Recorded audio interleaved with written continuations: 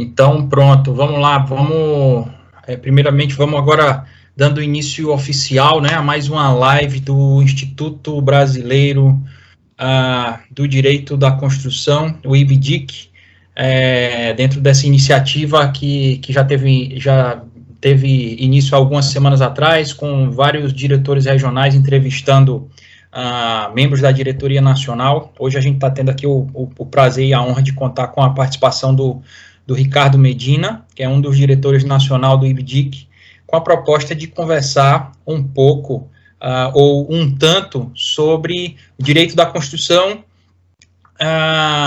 e tudo que gira em torno dele, né, tanto que a gente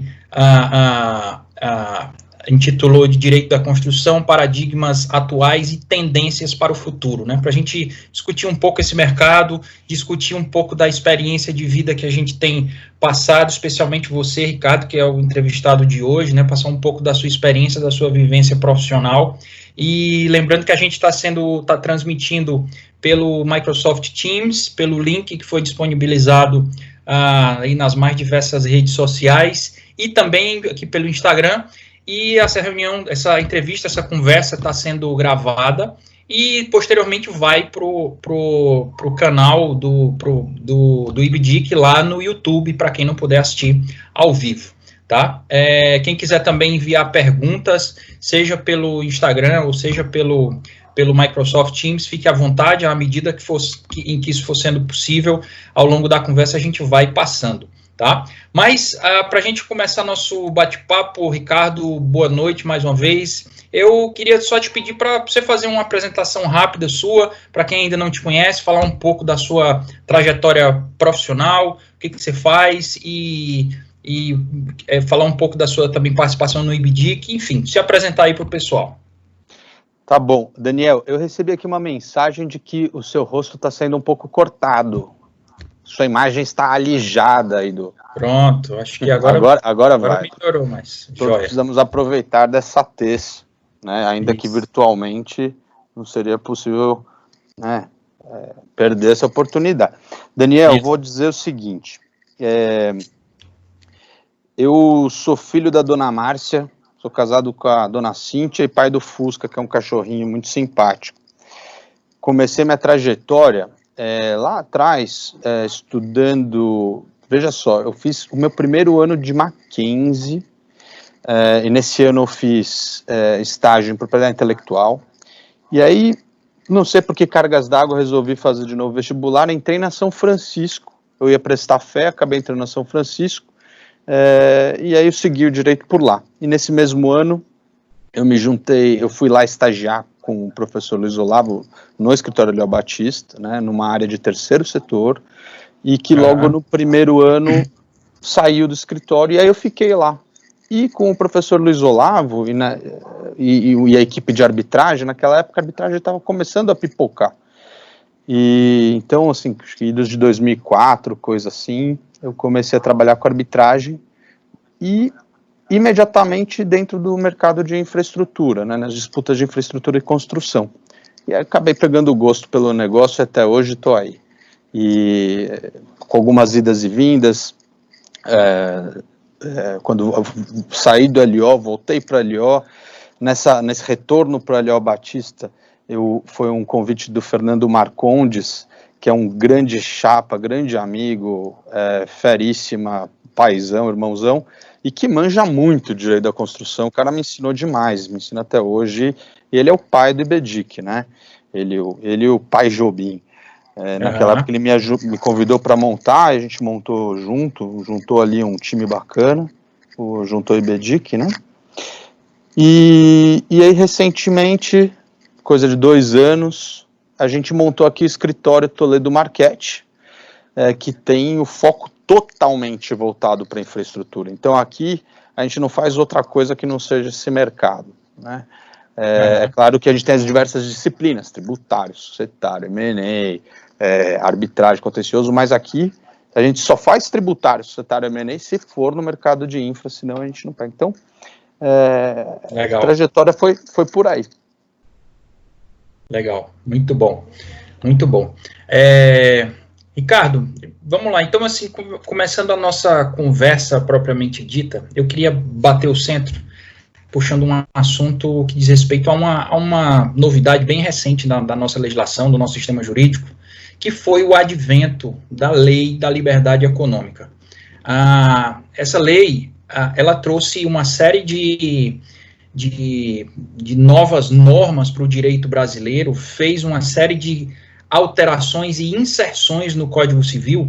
Lógico que a gente não tem tempo aqui de repassar todas, mas ela trouxe um espírito para dentro do Código Civil que tem muita aderência e muita proximidade com esse universo do direito da construção e mais propriamente do direito da infraestrutura, que é o seguinte, que é um viés de privilegiar que o negociado prevalece sobre o legislado. Por mais que a legislação garanta determinados direitos ou possibilite alguns gatilhos para o dono de uma obra ou para um construtor, para um empreiteiro, se no contrato ficar estabelecido algo diverso, o que está no contrato precisa ser priorizado. E a gente sabe, quem lida com esse contencioso, você deve ver isso muito na prática, que essa é uma fonte de grandes embates entre dono de obra e empreiteiros. Assinar o contrato, mas no momento da disputa, do surgimento de uma disputa, dizer, olha, eu assinei o contrato, mas veja bem, não é bem assim, tem uma lei, o Código Civil, a lei de licitações, dizem outras coisas. E com a lei de liberdade econômica, a gente vê um movimento que até, de certa forma, nos aproxima mais ainda, né, do direito do common law, onde essa puxada ela é também muito forte, né, de priorizar os contratos, aquilo que foi pactuado entre as partes, acima ou dando prioridade a isso mais do que ao que está estabelecido na legislação. Como é que você analisa esse processo ao longo dos últimos 10, 15 anos e como é que você vê isso para os próximos 10 anos? Uma ótima pergunta, Daniel. Eu não sei se a minha interpretação sobre a Lei de Liberdade Econômica foi muito pobre quando eu logo analisei, assim, que ela saiu, que saiu o MP, mas eu tive um pouco a impressão que ela trazia um conteúdo mais programático para as questões que interessavam aqui as disputas de direito da construção, do que propriamente regras novas, especificamente, o que mudasse firmemente o cenário que a gente já tinha. Eu estou tendo um pouco de delay aqui, vocês me desculpam, tá? Talvez eu me confunda. E por que eu digo isso? Assim que eu li, eu lembrei um pouco da faculdade que a gente tinha, acho que na aula de sociologia, a gente estudava um pouco sobre a Constituição dirigente, e quem falava disso era o professor José Joaquim Gomes Canotilho, português.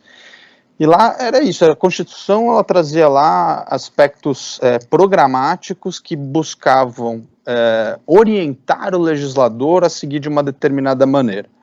Então, se você visse ali, você for lá a Constituição brasileira e vir ali o artigo 3º, você vê lá que, assim, regra erradicar a pobreza. Mas onde está, se tem essa regra, o que a gente fez para erradicar a pobreza, né? E essa Constituição está desde 88. E aí, quando eu vejo algumas normas ali estabelecidas na Lei de Liberdade Econômica, de alguma maneira me traz essa ideia. E é paradoxal, porque a ideia de Constituição dirigente, ela está muito mais afeita à ideia de Estado social do que ao liberalismo, né? Agora, eu acho que você trouxe uma palavra que é o cerne da questão, é o espírito, né? Acho que a Lei de Liberdade Econômica está ali, é o espírito do que a gente vive hoje, né? A ideia de liberdade, de pacta sunt servanda, né? De menor intervenção do Estado. Acho que a reflexão está ali. Obviamente, a Lei de Liberdade Econômica, você fez bem... Só um parênteses rapidinho, técnico. Eu recebi uma mensagem aqui pedindo para, talvez, se for possível, você baixar um pouco o volume do celular, que aí para algumas pessoas acho que está dando microfonia. Se você puder fazer esse ajuste. Tá? Deixa eu ver se eu vou entender bem.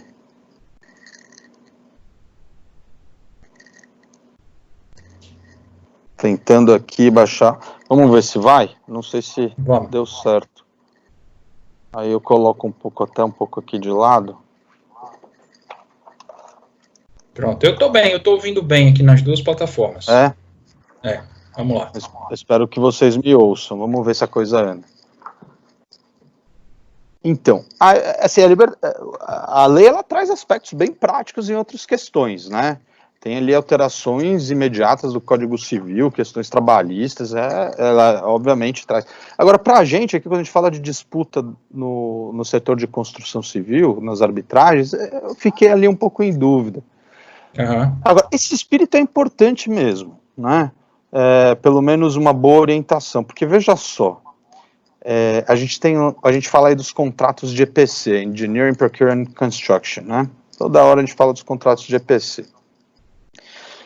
E os contratos de EPC... Eu posso só te interromper para ajudar a ilustrar um pouco, citando aqui algumas normas específicas do Código Civil que foram alteradas, só para talvez até para servir de mote para isso que você vai falar agora sobre a EPC. Por exemplo, no artigo 421-A, o Código Civil dispõe assim agora: os contratos civis e empresariais presumem-se paritários e simétricos até a presença de elementos concretos que justifiquem o afastamento dessa presunção, ressalvados os regimes jurídicos previstos em leis especiais, garantido também que, são 3 incisos, eu destaco por agora o inciso 2, que fala o seguinte: a alocação de riscos definida pelas partes deve ser respeitada e observada. Antes disso, eu sei que em muitos contratos já acontecia essa alocação de risco de maneira diversa, mas antes disso a gente tinha, por exemplo, uma atribuição lá na parte do contrato de empreitada do Código Civil, que falava em que o contrato poderia ser suspenso, e ainda existe esse dispositivo, em caso de ocorrência de risco geológico. Né? 625. Mas o contrato podia ter um regramento diferente, e eu já vi muito empreiteiro, seja na discussão de pleitos administrativos, comerciais, ou mesmo em disputas judiciais ou arbitrais, puxar esse argumento da manga e dizer, olha, não, mas a lei me protege, né? Com o advento desse viés, né, de priorizar, eu disse, olha, mas você pode modificar. Aí a gente tem esse programa, vamos dizer assim, que você falava, né, de priorizar o negociado, né? Daniel, mas desculpa, eu interrompi seu raciocínio, pode continuar. Por favor, faz isso, porque é um debate mesmo. Daniel, a gente vai trazer aqui uma grande polêmica que eu tenho com a minha sócia Adriana Sarra, né? Ela escreveu a Bíblia do EPC, que é o livro que eu carrego aqui debaixo do braço, é muito bem desenvolvido, e ela tem uma conclusão que eu até hoje tenho alguma discordância, e a conclusão dela é respaldada por muita gente boa, né? É que o EPC é um contrato atípico, e por ser atípico, as regras de empreitada que estão previstas no Código Civil não seriam aplicáveis a ele, né?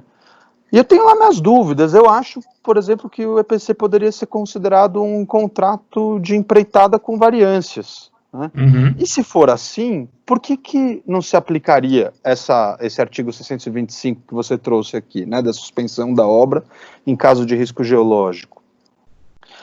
Bom, até pouco tempo, eu diria que forçosamente a gente teria, por precaução, que colocaram nos nossos contratos de EPC em que são governados pela lei brasileira, que as regras do Código Civil, precisamente o artigo 625 que você trouxe, teriam de ser derrogados. Então ali eu teria minha cláusula, né, que trataria do risco geológico, e ali eu ainda diria, restando derrogados o artigo 625, inciso segundo, blá blá blá, né, que assim eu traria segurança e dizer, vai prevalecer o que está no contrato, esquece o que está na lei. Agora, e isso é interessante mesmo, porque é uma orientação, uma interpretação que você pode dar à luz dessa nova lei de liberdade econômica, né? Puxa, prevalece o que está ali no contrato. Sim.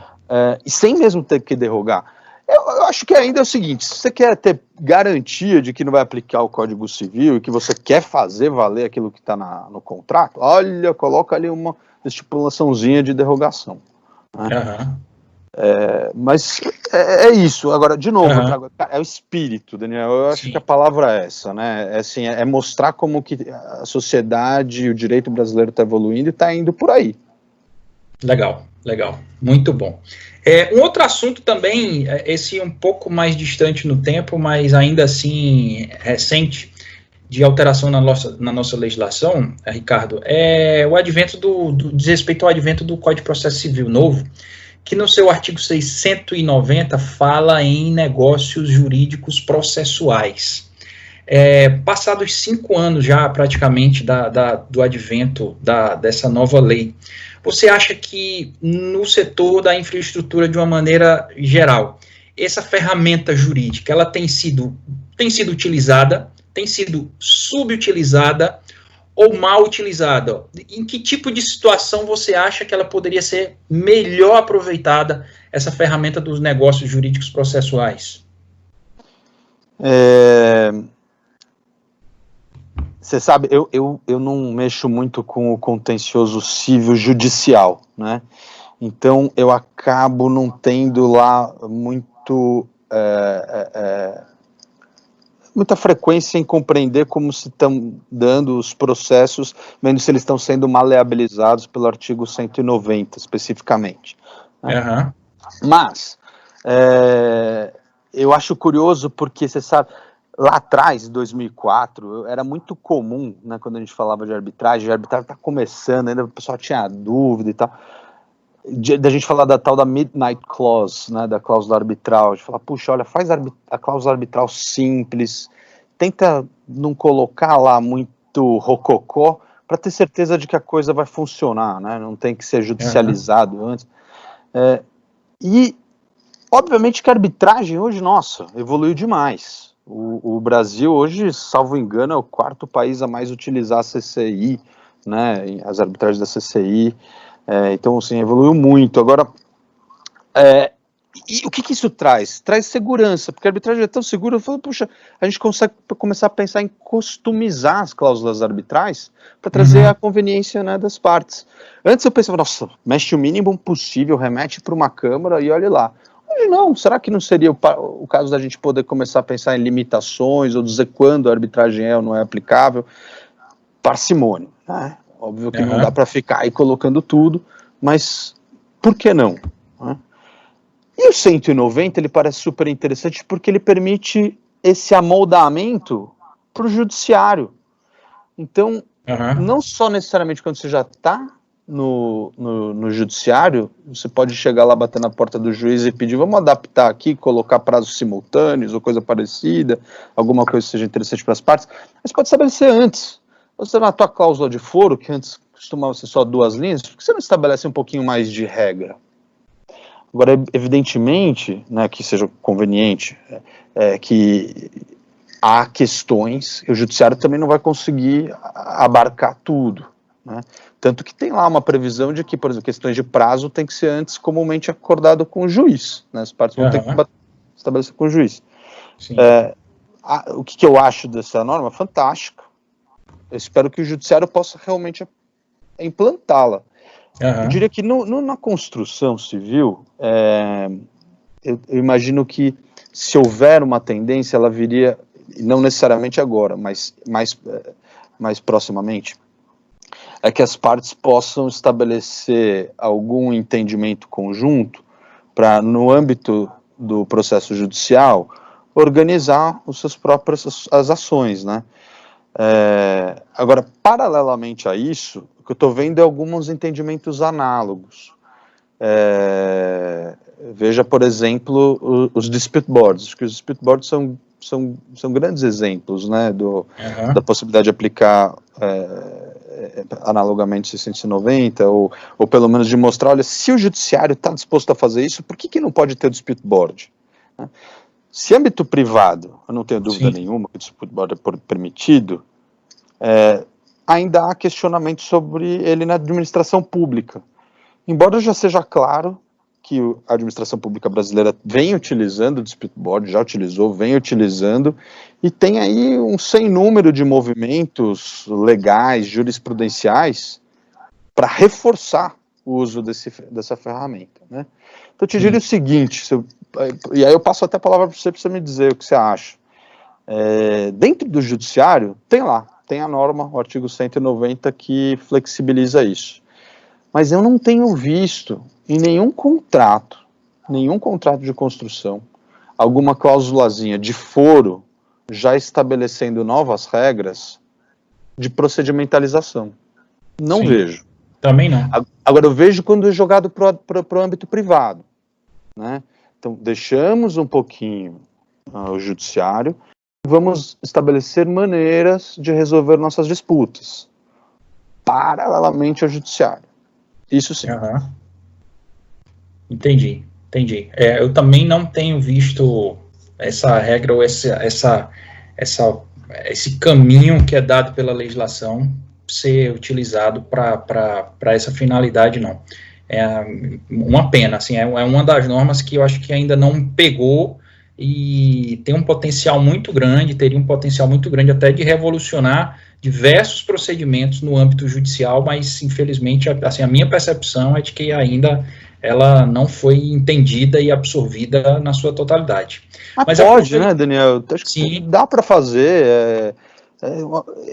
Que eu acho que as partes nem chegam a cogitar isso, né, antes de pensar numa cláusula. Falta também a provocação da assessoria jurídica, né, das empresas, assim, de explicar, né, para o empresariado, de uma maneira geral, que existe esse tipo de ferramenta, que ela pode facilitar a vida deles, né, também precisa, os advogados precisam ajudar também, né, no aculturamento disso. Assim como foi difícil anos atrás falar em arbitragem, né, mas foi um processo longo, e hoje já é tão comum, né? Da mesma forma, outros institutos como o próprio Dispute Board, que vocês tanto defendem, e também a questão do uso, né, de ferramentas que podem facilitar isso, ou agregar isso, como dos negócios jurídicos processuais. Mas, aproveitando o ensejo que você falou de arbitragem, Ricardo, eu queria te fazer também uma outra pergunta relacionada a isso, que é o seguinte: uma certa oportunidade, eu tenho um cliente que eu vivi um episódio bem curioso com ele. Ele estava assinando um contrato de uma obra e no contrato tinha previsão de arbitragem. E ele pediu, assim, ele negociou e bateu o pé de todas as maneiras, no sentido de que ele não queria arbitragem no contrato. Porque ele tinha passado por uma experiência, ele já tinha passado por uma arbitragem, segundo ele, foi um tanto quanto traumática, não foi uma experiência bacana, porque ele tinha uma expectativa de que os árbitros decidissem de uma determinada maneira. Eu não sei, eu não acompanhei nessa época o que aconteceu, tá? Mas e os árbitros decidiram de outra maneira. E ele disse o seguinte, ele disse, olha, e segundo ele, uma pessoa, inclusive, que tem uma cultura jurídica, para quem não é advogado, uma cultura jurídica, assim, acima da média, tá? Uma pessoa razoavelmente preparada do ponto de vista jurídico, ele dizia, olha, assim, na época eu conversei com vários advogados, eles me mostraram precedentes de como aquele assunto era resolvido no judiciário, e eu esperava que os árbitros decidissem da mesma forma, ou no mesmo caminho, e eu fui surpreendido com isso.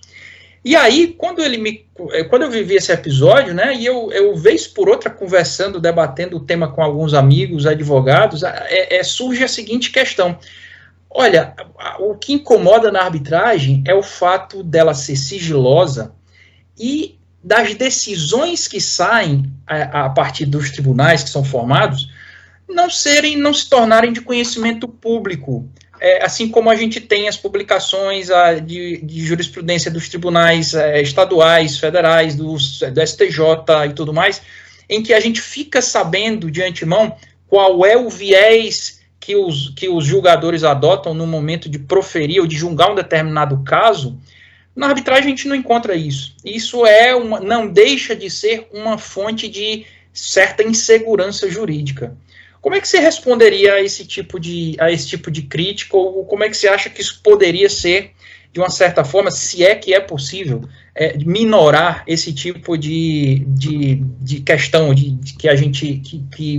Eu confesso que às vezes também me incomoda um pouco isso, ficar um pouco alheio do conhecimento da jurisprudência consolidada. Imaginemos assim no setor de infraestrutura, né? Como seria bacana, interessante a gente saber que os precedentes, né, como que os julgadores analisaram um determinado caso, sobre determinado assunto, e aquilo orientar decisões de negócio, aquilo orientar revisões de minutas contratuais, revisões de alocação de riscos, enfim. Mas é uma baita discussão mesmo, é interessante. Olha, Daniel, eu trabalho com arbitragem desde 2004, eu já passei por algumas poucas e boas, mas eu acho que é importante a gente pensar o seguinte, até que ponto pode ser um inconformismo da parte perdedora, né, e até que ponto realmente foi alguma coisa teratológica, algo que aconteceu que não deveria, né? Vamos pensar lá atrás, quando a arbitragem começou, a gente tinha até câmaras que não eram idôneas, né, que se chamavam de Tribunal de Alçada Arbitral do Estado, XPTO, e ali a gente tinha as coisas mais absurdas, né? Mas essa segurança, eu acho que ela é resolvida por um ponto muito importante, que é a diferença entre o juiz natural do juiz árbitro privado. Esse cara é escolhido. Essas partes que dizem que vai julgar.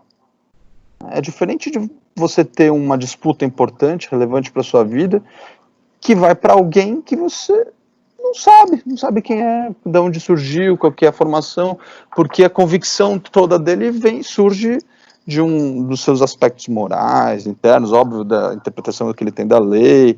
Você até pode buscar a jurisprudência, os julgados que esse determinado juiz vem proferindo para entender qual que é a tendência que ele vai ter, mas até lá, Daniel, a tua disputa já foi colocada para o juiz, e aí não tem mais o que fazer. Na arbitragem, não. Na arbitragem, antes de eu nomear um árbitro, eu vou ler, eu vou pegar a doutrina, que esse cara já publicou. Puxa, acho que ele entende desse jeito. Ele está dizendo aqui, olha, o EPC, se é um contrato de EPC, não se aplica o Código Civil. Opa, para o meu caso, isso daí é importante. E aí eu vou começar a colocar a posição dele, né, nos autos da arbitragem.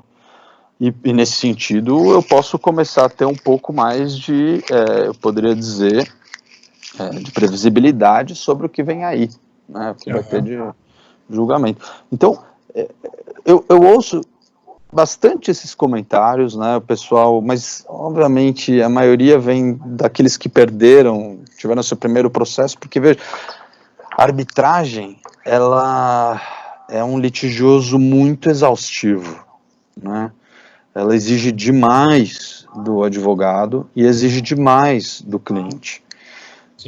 A arbitragem de construção são 3, 4, 5, 6 anos sem férias, né? Sem parar, despacha toda hora, são manifestações concomitantes, produções de prova exaurientes, audiências intermináveis com sem número de pessoas super complexas e extremamente concentrado. Então, todos veem o trabalho sendo feito à exaustão e acabam, talvez, gerando convicção do seu próprio êxito, né? Especialmente, Daniel, os engenheiros de obra que tocaram a obra toda e se envolveram com o processo, eles acreditam naquilo que eles estão falando, né? Não tem jeito, até de uma certa forma pode dizer que eles estão viciados, e quando eles veem lá na frente um resultado que às vezes diverge do entendimento deles, para eles sinal de que tem coisa errada. Não é necessariamente verdade, né? Então, eu diria que a arbitragem ela traz mais a chance de você ter alguma previsibilidade, independentemente da confidencialidade, você não saber como esse cara está julgando, mas, puxa, na maioria das vezes os árbitros são professores, que já tem lá um monte de publicação, você consegue ver como ele pensa o direito, né? E essa possibilidade de você poder escolhê-lo, acho que é o grande diferencial. A CCI, ela chegou a ter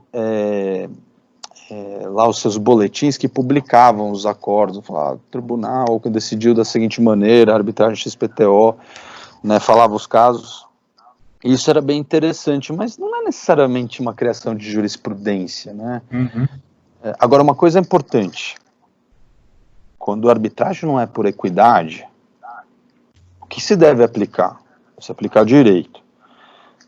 E no direito, o direito não é só lei. Fontes do direito são lei, doutrina, jurisprudência. Então, quer dizer, se a jurisprudência local, a legislação, o direito brasileiro é aplicável àquela arbitragem. Ora, o direito brasileiro é esse monte de coisa, né? Inclusive então, a jurisprudência. Né? Se espera, no mínimo, que o árbitro observe a jurisprudência. Então, de fato, no caso do teu cliente, se ele tinha ali precedentes relevantes que lhe diziam, que se mostravam favoráveis, realmente deve ser bastante incômodo ver uma decisão que vai contra a jurisprudência. Se o próprio judiciário contraria a jurisprudência dele mesmo, né? Pois é.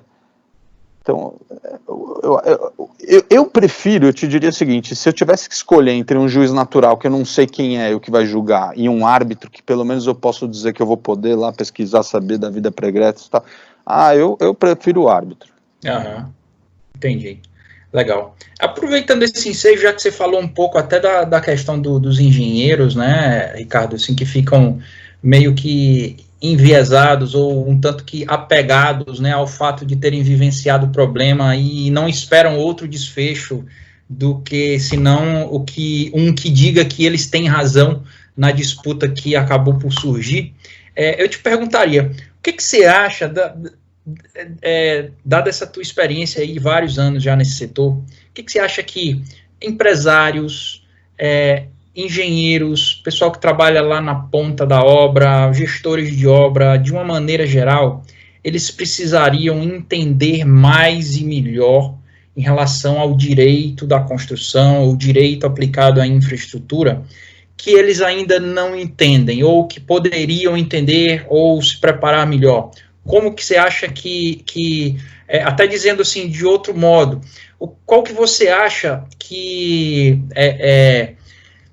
qual a origem dos grandes conflitos, dos grandes problemas e conflitos que surgem entre dono de obra e empreiteiros e construtores? O que da nossa cultura contratual poderia ser melhorado e aperfeiçoado para que essa prática ou o próprio funcionamento desse segmento da economia pudesse funcionar melhor, pudesse girar melhor? O que você acha que poderia, que o pessoal que não é do direito, né, e que está lá na obra, deveria entender melhor, mais e melhor?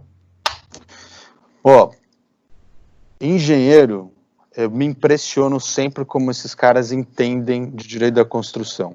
Eles são bons, eles vivem aquilo, viram diversos contratos, eles entendem. Mas, obviamente, que tem aspectos que são detalhes, são estratégias, são linguagem, e às vezes ele perde por isso, né? Sutileza. Então, sutilezas. Então, o que muda, né? O que é aquela nomenclatura que se dá a um contrato? É tudo empreitada para ele, né? Para o engenheiro é tudo empreitada, empreita. Mas as diferenças entre os tipos contratuais, elas são fundamentais. Eu vejo isso logo no começo da contratação. Quando você está negociando um contrato, você vê os vieses do engenheiro que puxa para aquilo que ele compreende melhor. Então, se o engenheiro a vida inteira trabalhou com empreitada, quando ele vai fazer um contrato por administração, ele não consegue entender por que o administrador da obra não está se responsabilizando por ter que tirar um muro de um lugar e colocar em outro. Né? Ele acaba tratando um PMG, um preço máximo garantido, por administração, da mesma maneira que ele trataria uma empreitada. Isso na negociação dos contratos. Tem uma certa dificuldade para virar a chave, né? Quando muda... Exato. Agora, imagina o cara que está acostumado a trabalhar com EPC e vai ter que fazer um contrato de aliança. Coitado. É um sofrimento tremendo, né? Sim. É o oposto. No EPC você tem o single point of responsibility, o dono da obra tem que pagar, e o EPCista faz tudo, faz projeto, compra material, equipamento, executa a obra. Mal comparando, é como assim, o atleta de futebol de salão, de futsal, sai do futsal, vai jogar agora futebol de campo, né? É Não, outra pegada, né? Outra dinâmica, é outra. O cara que é craque no futsal, ele não vai se dar bem necessariamente no campo, no gramado. não é bem o meu caso, porque eu sou realmente muito talentoso, né? Deus me trouxe, me deu esse talento. Futebol, Você joga inclusive, bem quando nos dois, né? jogo muito bem. Inclusive, eu abdiquei, o Real Madrid fez o convite, eu preferi trabalhar com arbitragem, né? Construção Muito bom. civil. Daria mais dinheiro, acabou dando mais dinheiro, né? Sim, sem dúvida, é muito mais rentável. Então, o Real Madrid e o Barcelona pediram desculpas, mas deixaram. Obviamente, eu disse que eu estava disposto para ajudar nas obras do Bernabéu e assim por diante. Mas, aqui eu estava dizendo que é o seguinte: a aliança é tão oposto ao EPC que o camarada que está tão habituado a fazer o EPC, quando vai para um contrato de aliança, sofre demais. E a gente viu isso nas experiências brasileiras. E a experiência brasileira vem desde a contratação. Quando você está negociando o contrato, de um contrato de aliança, você já vê as partes puxando a responsabilidade para um lado, a responsabilidade para o outro, e isso desequilibra um contrato de aliança. Né? Contrato de aliança que deveria ter 100% responsabilidade de ambas as partes, né? Do contratante e contratado, dos parceiros. Quando você começa a colocar um pouco mais de responsabilidade para um lado, o contrato desequilibra, desbalanceia e pronto, é o que basta para a aliança não funcionar. E aí, depois dessa negociação do contrato de aliança, quando você vai implantar e vai administrar o contrato, administrar a obra, é batata. Assim. Você já vê um engenheiro do lado, um engenheiro do outro, um já notificando o outro, o senhor não entregou tal coisa. Puxa. Aí o outro fala, mas isso aqui é responsabilidade. Esquece, é a responsabilidade dos dois, né? E no EPC, de fato, você pode... Então, o que eu posso dizer? Que os engenheiros poderiam aprender, mas cara, não é só engenheiro não, advogado também, é colaboração, né? O aspecto colaborativo e a redução da beligerância que se tem no tocar da obra. Registrar a obra é fundamental, né? Os registros, anotações, cartas, mas quanto que uma parte não pode colaborar com a outra para o êxito do empreendimento? O contratado não necessariamente está interessado em como que vai ser o empreendimento, porque quem vai explorar é o outro. Mas será que esse que é o espírito? Por que funcionou a aliança tão bem na Austrália? Né? Será que o Leonardo Toledo, meu sócio, é um maluco? Né? Porque ele fala de contrato de aliança? Não é. É um troço que funciona. E quanto mais a gente vê... E olha que curioso, quando a gente vê as obras estressadas com problema de fluxo de caixa, aí tem um problema, né? Mas tudo isso vem um pouquinho da beligerância. O fluxo de caixa dificultado, você vê o dono da obra que não consegue mais pagar, ou então o contratado que já não tem verba para remunerar e a obra começa a atrasar. O que eles fazem? Eles começam a desnaturar o EPC. Aquilo que era uma empreitada começa a ter aspectos de administração. Sim. O dono da obra começa a pagar fornecedor diretamente. Eu já vi isso também, algumas vezes. Começa a sofrer alguns remendos o contrato, né? Ele vai se desnaturando. Pô, Daniel, então a pergunta que eu faço, por que não fazer desde o começo? Se você sabe que pode ter problema lá na frente, eventualmente o dono da obra vai ter que pisar um pouco mais na obra para ter uma ingerência, uma participação mais relevante a ponto de fazer pagamentos diretos para fornecedores e começar a fazer. Por que você não faz o começo? Contrato de aliança não é inventar roda nenhuma, contrato de aliança existe. Né? Então, putz, o que eu vejo de problema? Vamos enumerar? Falha de projeto direto, né? Problema de fluxo de caixa, mas no geral, se a gente conseguisse trazer para o contrato aspectos mais colaborativos e evitar essa cultura beligerante, troca de notificação, vai e volta, retém pagamento, o outro não executa, aí o outro não executa porque está retendo. Se a gente conseguisse trazer mais colaboração, mais espíritos de aliança, eu tenho a impressão que obras andariam mais com uma frequência melhor. Você acha que tanto engenheiros quanto advogados precisam se imbuir mais desse espírito? Não só quem está na ponta da obra, engenheiros, advogados também. Acho que sim, porque às vezes o advogado, no afã de orientar o engenheiro, registra isso, registra aquilo, começa a colocar um monte de notificação pesada. Retém aqui, vamos, sei lá, ameaça com sinistro para a seguradora, para ganhar leverage de negociação. Essas estratégias, não vou dizer que não funcionam, podem funcionar, mas será que isso é bom para o projeto? Será que isso é bom para o empreendimento? Sim. Né? Quão deletério é isso para o andamento da obra? Pode favorecer o cliente dele? Pode favorecer o cliente dele. Mas a gente vê, eu acho que o exemplo dos Speedboards é muito legal, porque é uma ferramenta que beneficia o empreendimento, o projeto, ele não beneficia nenhuma das partes. Né? E aí você vê as obras que tem de Speedboards sendo concluídas no prazo e dentro do orçamento. Pequenas variações, que é uma irrealidade, infelizmente, no Brasil. Uhum. E o que é de Speedboard? É cooperação, e desde o início, são as partes dizendo, olha, vamos fazer o seguinte, vamos colocar lá no D0 da obra 3 camaradas que a gente confia, que são experts, para resolver os nossos problemas, e aí a gente não vai ter não vai ter mais essa estratégia de reter pagamento, do outro fazer operação tartaruga, porque vai ter um terceiro para intervir. Uhum. Então são elas dizendo, vamos colaborar desde o início. Transparência. Então o que eu posso dizer? É para o engenheiro, mas é para o advogado. Se ele compreender bem isso, orientar bem seu engenheiro, funciona. Uhum. Perfeito. O que você acha? Eu acho que é por aí, né? É assim, eu acho que a gente ainda tem muito a prevalência desse espírito beligerante, de fato. E muitas vezes até, Ricardo, por um fator de proteção pessoal. A pessoa, o engenheiro que está lá na ponta, tomando a decisão, o advogado que está assessorando, eu acho que muitas vezes tem medo de ser ousado em tentar a postura colaborativa e depois ser criticado por não ter tomado aquelas providências de mandar a notificação, mandar a carta para o cara, enfim, ter preparado a cama para depois bater no sujeito, porque primeiro ele tentou ser colaborativo.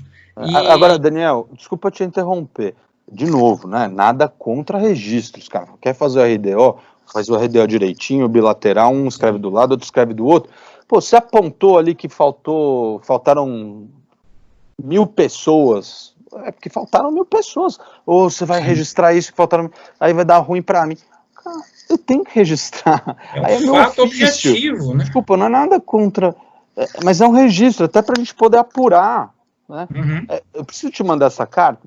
Eu não vou deixar de te mandar essa carta, mas qual que é o propósito dela? Uhum. O que está por trás e como que eu faço para isso dar certo? Então, eu comunico que está tendo uma deficiência. Além dessa comunicação, sento com a parte que está com dificuldade, o que precisamos fazer? O que é viável, o que não é viável, tá certo, eu dono da obra, não quero colocar mais no bolso, o que dá para fazer? Vamos tentar fazer uma engenharia conjunta. Eu acredito muito na cooperação, desde aqui do meu escritório, né? Eu já estou falando que meu escritório é nada, isso aqui é escritório de todo mundo que trabalha aqui, porque a gente tem uma pegada de cooperação. A gente está implantando alianças, tentando realmente implantar aliança aqui dentro. Eu acredito muito nisso. Perfeito. Ricardo, você falou até um pouco já sobre essa questão aí dos registros, né, dessa importância e tal, mas queria explorar um pouco mais você com relação a isso, da sua experiência, da sua vivência profissional. Quando a disputa, afinal de contas, ela se torna inevitável, seja no âmbito de um dispute board ou numa arbitragem, quais são aqueles fatores cruciais que você tem visto como decisivos para implicar no êxito ou na derrota, se a gente pode chamar assim, de um dos lados? O que deveria, na sua opinião, em função do que você tem visto, ser objeto de mais atenção dos players, dos profissionais desse setor, para que a chance de proteger o seu direito ou a sua versão dos fatos ou os seus argumentos tenha maior probabilidade de êxito? Prova. Indisputavelmente prova. Não tem dúvida nenhuma. Quem faz bons registros ganha. Não tem conversa. Se você fez uma arbitragem direitinho, você colocou 3 árbitros sérios, né, que tem disponibilidade para trabalhar, que estão a fim de analisar documento, que conhecem. Você tem boas provas, você ganha arbitragem. Perfeito. A arbitragem é muito legal porque a gente consegue esmagar, assim, a gente extrai da polpa da arbitragem todas as evidências. Então, porque RDO, nossa, a gente vai colocar tudo, audiência, 3, 4 dias de audiência. Aproveita até o caroço. Até o caroço. Então, realmente, o cara que tem, RDO, aquele documento chato que tem que fazer, registro de obra, é chato, mas isso daí muda. Como que você trabalha um pleito de improdutividade se você não tem um bom registro de obra? Sim. Como que você demonstra improdutividade se você não tem registro de obra, se você não tem um histograma bem aclarado? Claro, tem métodos, você vai lá na ACE, vai buscar o Measured Mile, vai buscar os métodos de caminho crítico, mas como que você mostra, né, que o pessoal estava ali, que estava parado, né? E como que você mostra que ele não estava em outro lugar, ou que não estava desmobilizado? Então, na arbitragem, para o êxito, sem dúvida nenhuma prova, né, nas arbitragens de construção. A escolha do árbitro, estratégico, demais. Né? Então, vamos pensar quem é o cara que vai julgar a causa. O cara entende do negócio? Entende do negócio. Pô, mas ele tem 70 arbitragens em andamento, tem escritório. Os caras têm disponibilidade para analisar a tua causa? Eu sei que tem árbitros aí com 30, 40 arbitragens que mergulham. Né? Mergulham. São super responsáveis. Mas, que mais? Então, a escolha do árbitro é muito importante. Mas se eu tivesse que me preocupar, até assim, na fase inicial, você trouxe a administração do contrato, a administração da obra, você começa a ganhar a tua arbitragem na obra quando você faz bem seus registros. Aquele que tem bons registros ganha arbitragem. Perfeito, Ricardo. Isso tem tudo a ver, né, com a administração contratual, né, que você falou ainda há pouco, você já mencionou, e assim, a administração contratual é um negócio que não é ensinado, pelo menos não de maneira, não é fácil de encontrar, nem nos cursos de direito, nem nos cursos de engenharia.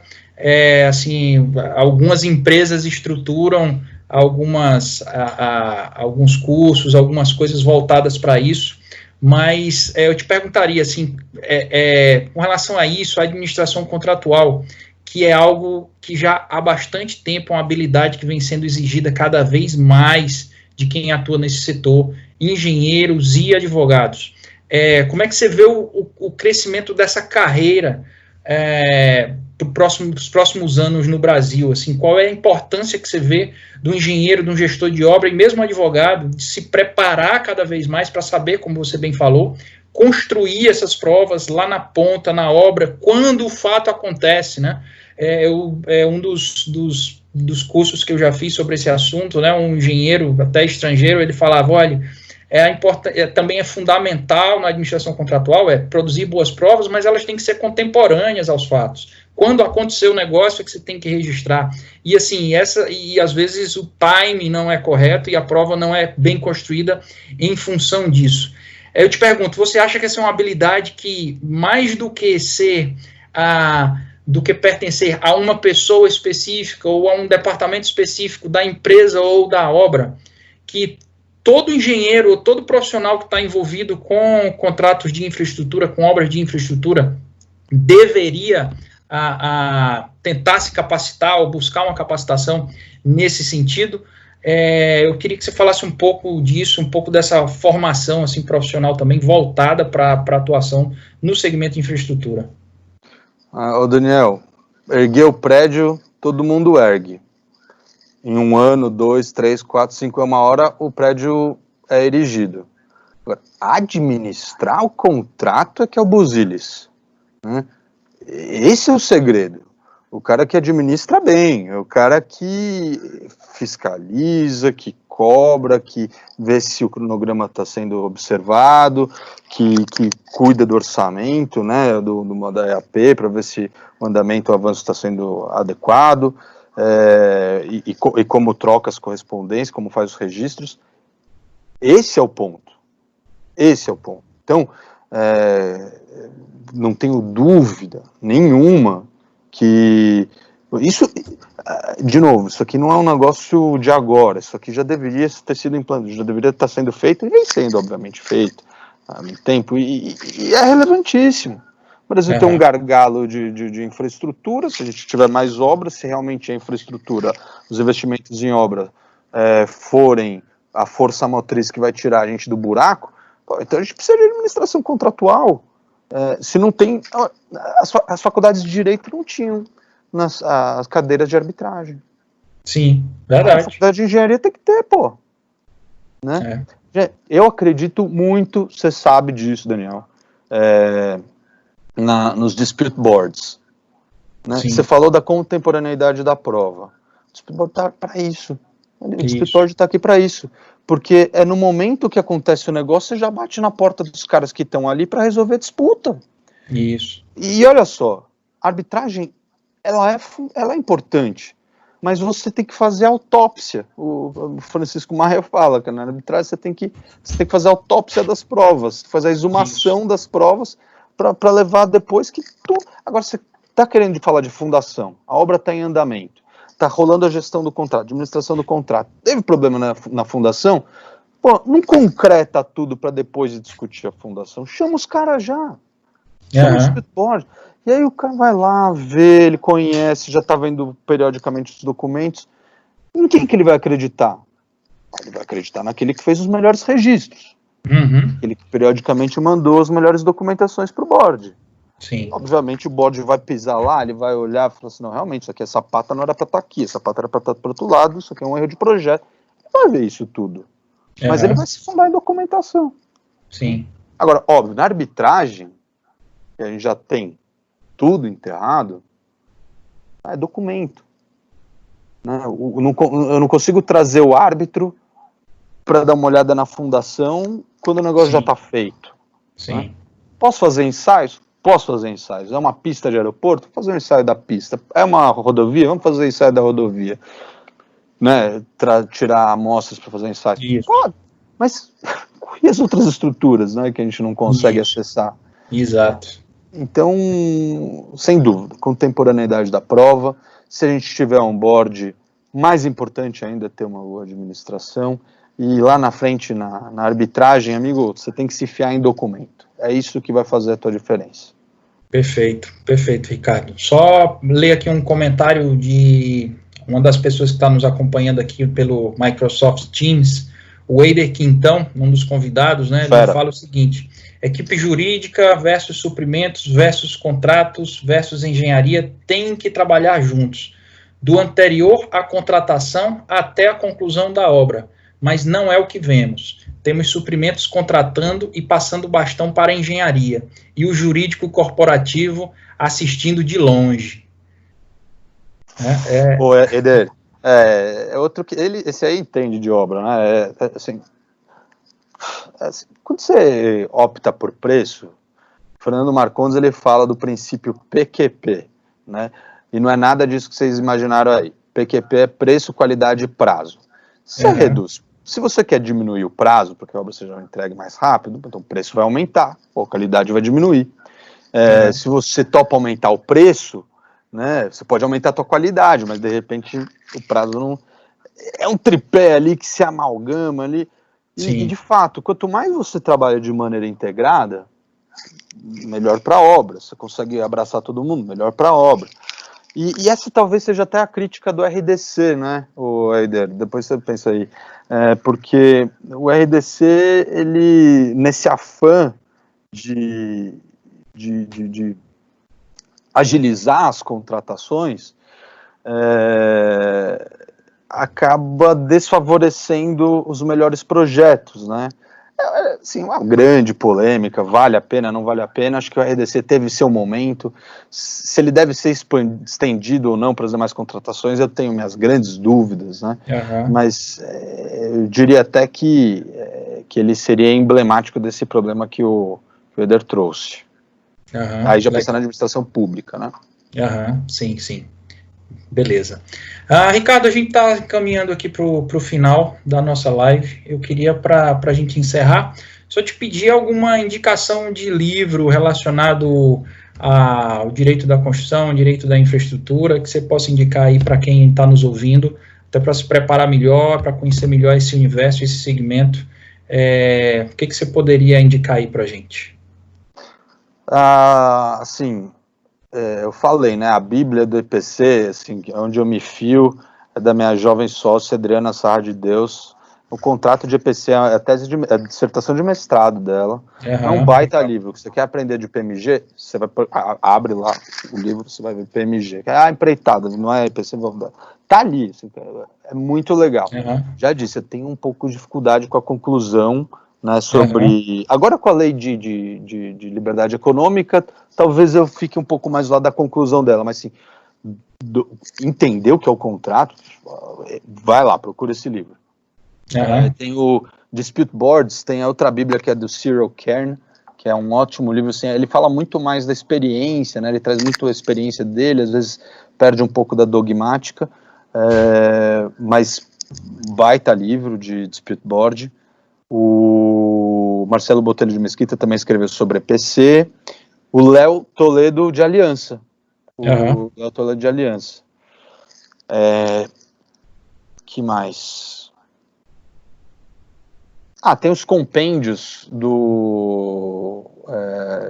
que são livros de direito da construção que foram organizados pelo Fernando Marcondes também.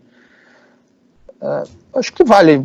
Aí, assim, já tem material bastante para dar uma boa dica. Tem material bastante aí para se divertir pelos próximos meses. É isso aí. Bacana. Muito bom. Ricardo, eu queria mais uma vez te agradecer aqui em nome das diretorias regionais do IBDIC pela sua disponibilidade, estar conversando aqui com a gente, pelo bate-papo, pela conversa, que, ao meu ver, foi bem produtiva.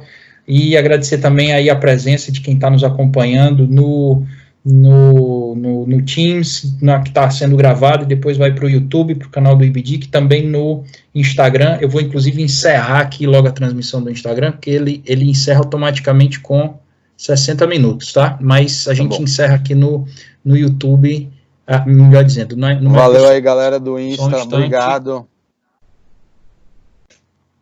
Pronto. E, enfim, ficar aqui, reforçar o convite, né, para que as pessoas conheçam o IBDIC, possam ir até dar uma olhada no site, acompanhar nas redes sociais. É uma equipe composta de muita gente do Brasil inteiro, que está sempre procurando produzir conteúdo e levar conhecimento nessa área do direito da construção, do direito voltado e ligado à infraestrutura, para trazer mais conhecimento, mais preparo para todos os profissionais que atuam nesse setor, sejam advogados, sejam engenheiros, gestores de obra, de uma maneira geral, tá? Então, agradecer aí o pessoal, as meninas do IBDIC, que nos deram aí um apoio para a gente fazer essa live, e mais uma vez a todo mundo que participou. Ricardo, obrigado, até uma próxima oportunidade. Um grande prazer. Tá joia. Um grande abraço e boa noite a todos. Valeu. Valeu.